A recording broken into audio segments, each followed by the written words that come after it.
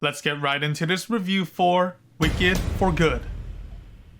Alright, so it goes without saying that this was one of the more highly anticipated films to come out this year. John M. Chu is back at the helm to direct this film, along with all of the beloved cast members coming back for this sequel. Now to preface, I honestly thought the first film, which came out in 2024, was an all-around enjoyable musical drama package. I found there to be plenty of highly effective themes and hearty story beats being explored within the first film that undoubtedly resonated with a lot of viewers out there, including myself. After all, Wicked is a classic musical that gained tremendous success on Broadway way before these cinematic versions ever came to life. Now jumping back into the present, Wicked for Good is the finale to the storyline, and the previews all seemingly point to this film being faithful with its source material by underscoring the same prominent musicals and pivotal story beats to finally bring the entire story full circle. So yeah, I was curious and excited to see how the story would conclude. And now that I witnessed the film in its entirety, what did I think about the cinematic package here? I thought this was another really fun time at the theaters. To start with the positives, the casting is fantastic. There's incredible synergy between Cynthia Erivo and Ariana Grande that gets further cemented with this sequel. The rest of the cast members also helped to immerse me into this quirky world of Oz. So kudos to everyone involved. It seemed like the entire crew was having a fun time. Another positive to this experience were the carefully crafted visuals that paired with the story. There's a high level of elegance to the strong vision for this narrative, and the steady cinematography seamlessly captured all of the subtle details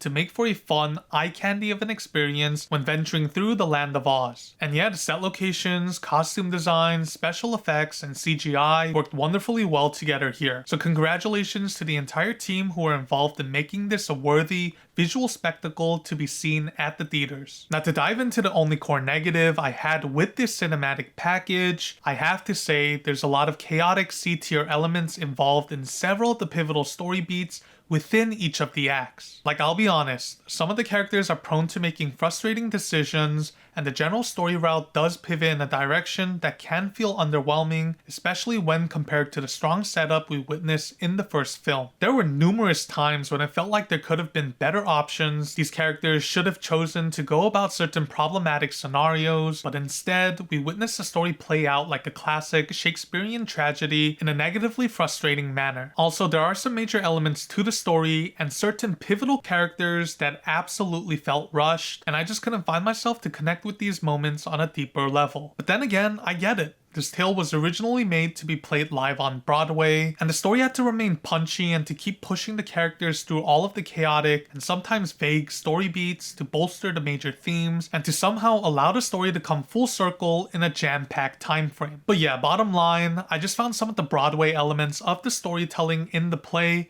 to not translate all too well in the cinematic version, as certain story beats did feel rushed or outright ineffective. At the end of the day though, this film turned out to be a much more cohesive musical package than I ever thought it would be, and I was more than satisfied with my viewing experience. My final score for Wicked for Good is 9 out of 10.